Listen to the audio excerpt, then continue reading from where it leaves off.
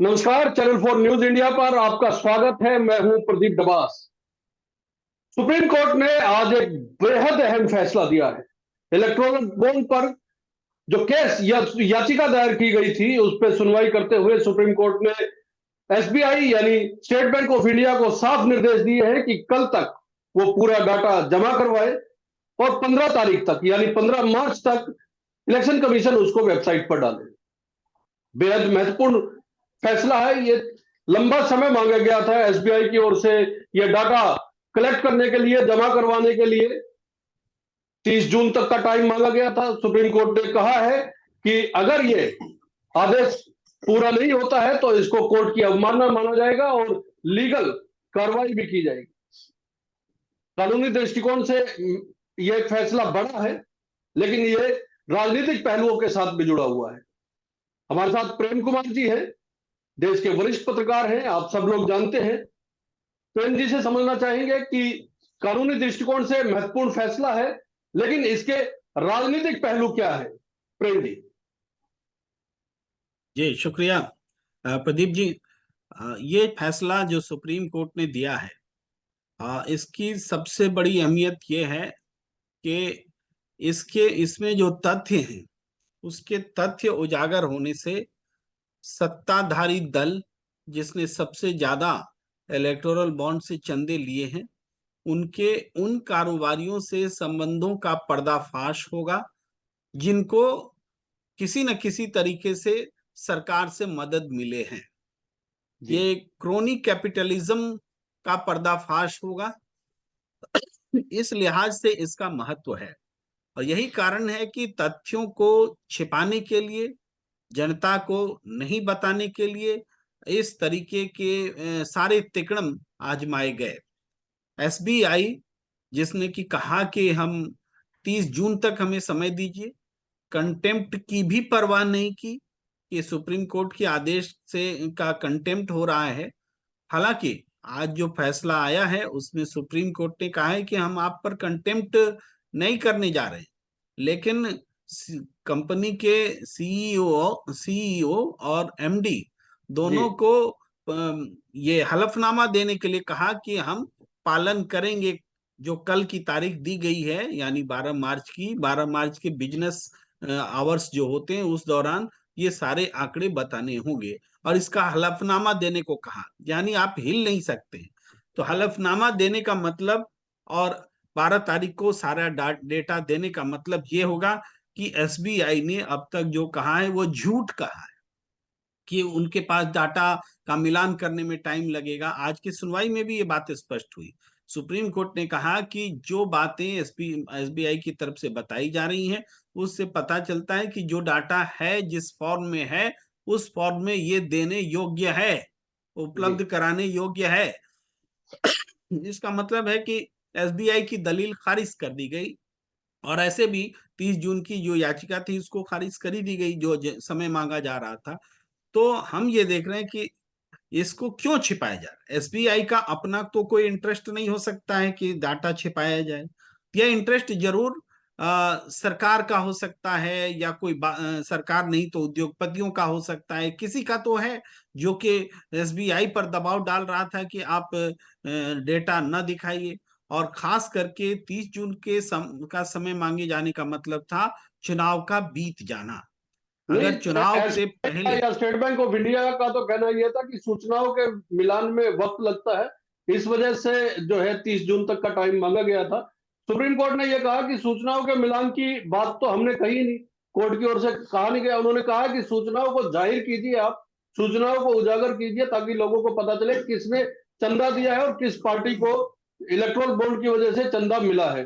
इसमें एक कंफ्यूजन प्रेम जी ये आ रही है, जो एक्सपर्टों से बात हुई, आपकी भी हुई होगी, मैंने भी बात करने की कोशिश की कि ये तो डाटा है ऑलरेडी कि 95% या 90% एक पार्टी को चंदा मिला है, बाकी चंदा दूसरी पार्टियों को मिला है। तो किसने चंदा दिया एक सूचना ये आ जाएगी।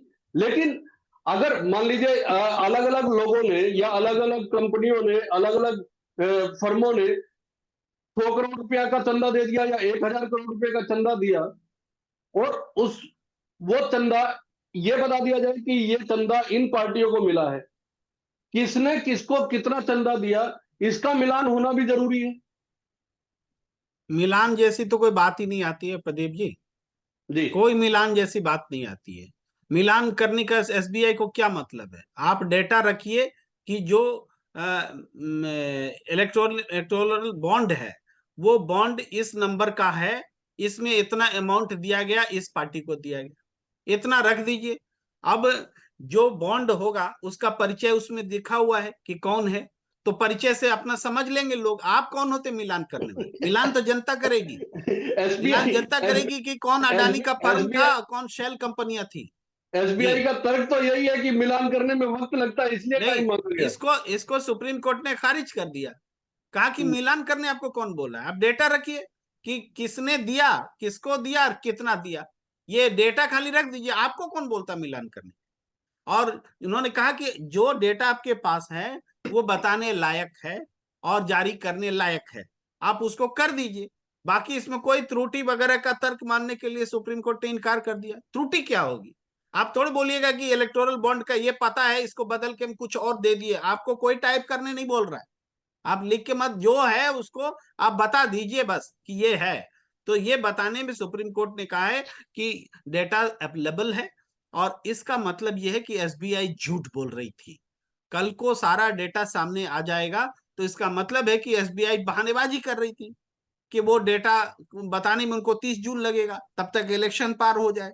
तो ये सारा मामला इलेक्शन तक उन सफेद पोशों की सुरक्षा का था जिनके मुख पर कालिख पुत सकती है, ये सूचनाएं सामने आने यही के यही बाद। मेरा यही मेरा सवाल था कि 2024 का इलेक्शन क्योंकि सिर पे आ गया है और ऐसे में ये फैसला आता है तो इसका राजनीतिक महत्व भी बड़ा हो जाता है। 2024 के इलेक्शन को लेके आप किस तरह से देख रहे हैं इस फैसले को, क्या संदेश पब्लिक के बीच जा रहा है, और पार्टियां इसको किस तरह से लेंगी, चाहे सत्ता पक्ष है चाहे विपक्ष है? देखिए, अभी से कोशिशें होने लगी हैं ये बताने की, सत्ता पक्ष ही नहीं विपक्ष भी फंसेगा, किस किस से चंदा लिया। तो प्रश्न ये है कि विपक्ष ने कभी बोला कि मत बताओ? विपक्ष ने बोला कि डेटा मत बताओ? भाई, जी। डेटा छिपाने का काम तो एसबीआई के थ्रू सरकार ही कर रही है।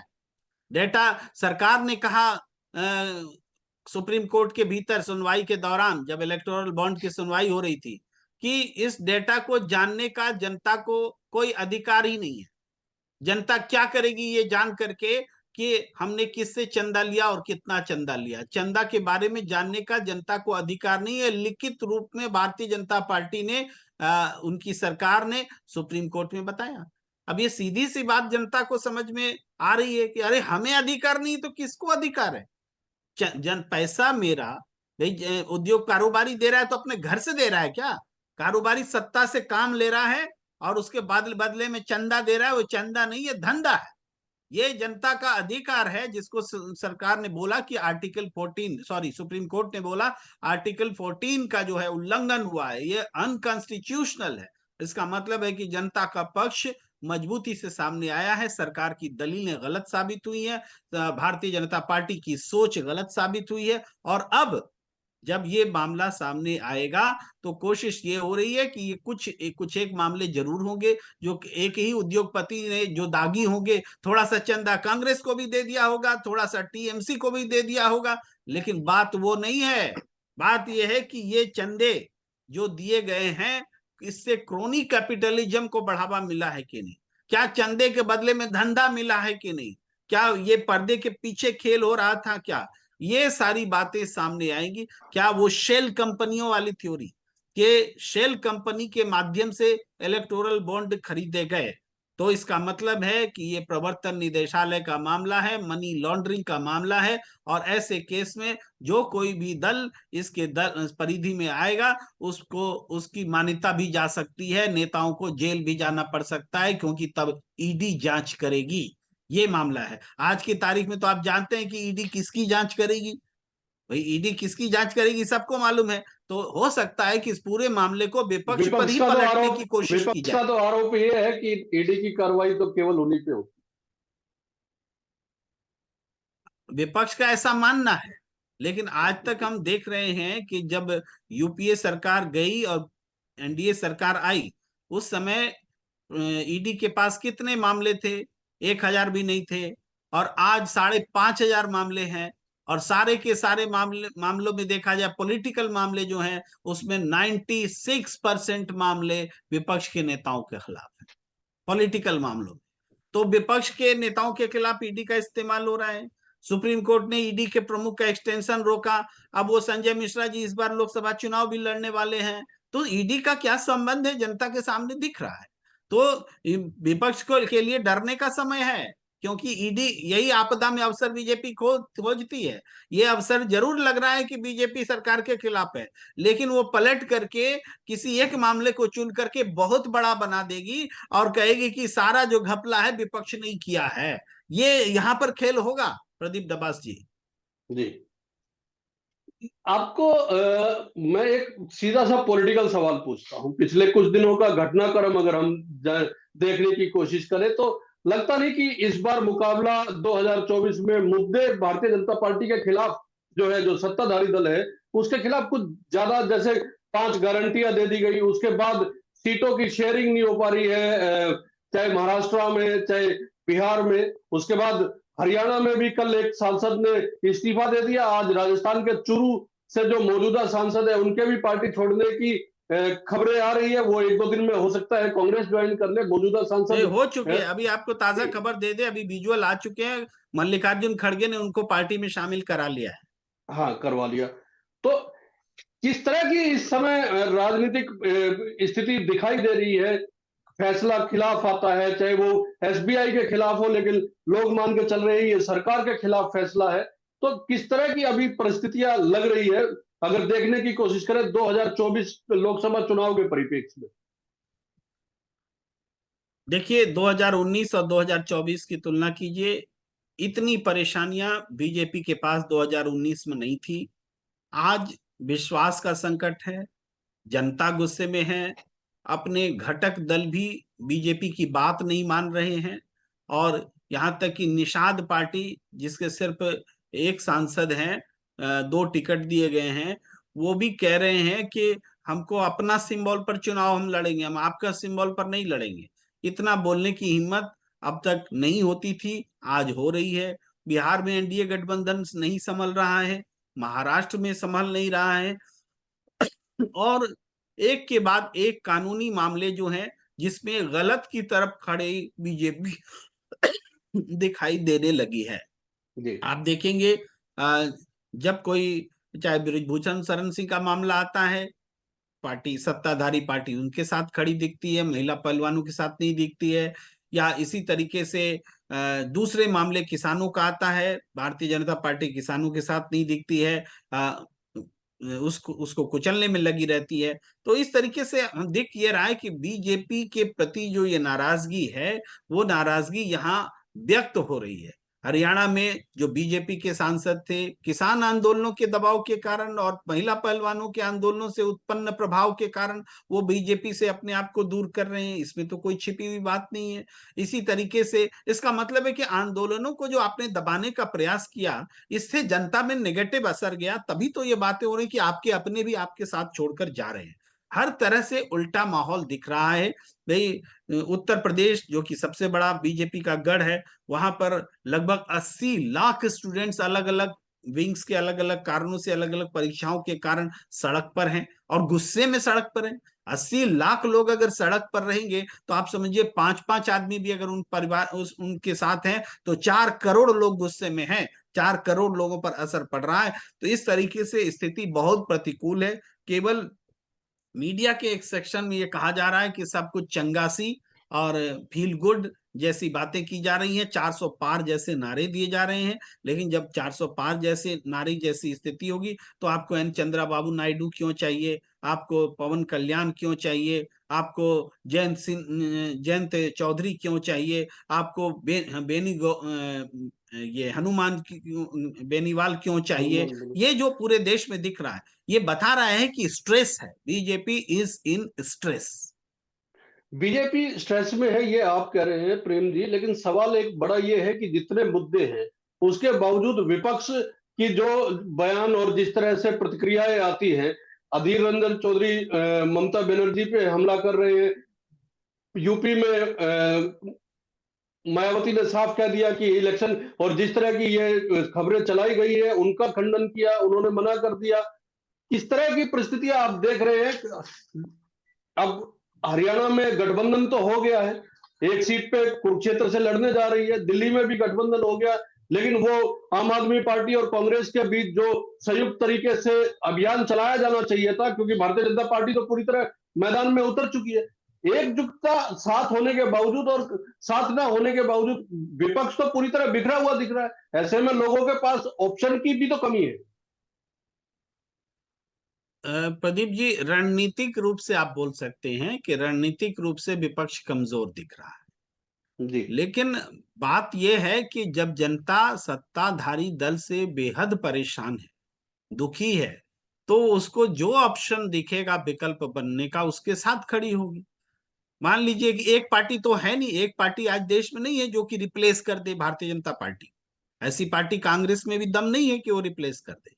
तो ये रिप्लेस की शक्ति जो है अलग अलग समूहों में व्यक्त होगी। जहां पर आरजेडी का प्रभाव है वहां राष्ट्रीय जनता दल को ज्यादा सीटें मिलेगी, जहां पर समाजवादी पार्टी का प्रभाव है उनको ज्यादा मिलेगी। रणनीतिक जो तौर पर अगर बातें नहीं बन पाएगी तो नुकसान उनके गठबंधन घटक दलों को होगा। लेकिन इसके बावजूद ये नुकसान वाली बातें हैं, अच्छे से लड़ नहीं सक रहे हैं इसकी बातें हैं, या फिर संसाधनों की कमी से भी जूझ रहे हैं वो भी बातें हैं।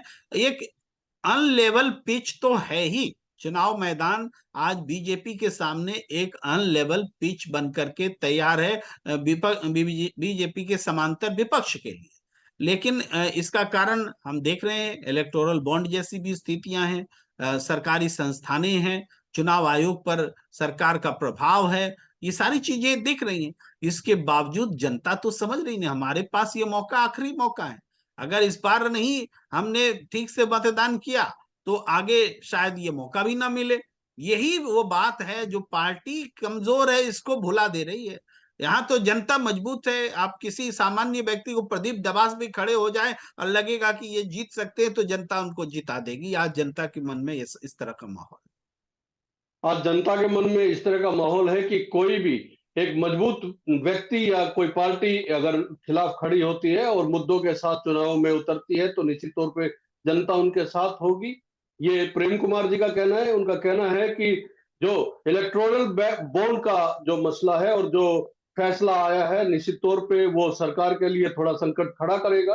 विपक्ष भी इसमें घिरता हुआ दिखेगा कहीं ना कहीं, लेकिन ये 2024 का एक राजनीतिक मुद्दा, कानूनी फैसला राजनीतिक मुद्दा बनने जा रहा है, ये प्रेम कुमार जी का कहना है। प्रेम जी, आप जुड़े चैनल 4 न्यूज इंडिया के साथ, आपका बहुत बहुत धन्यवाद। ये डिस्कशन आपको कैसा लगा कमेंट करके बताइएगा।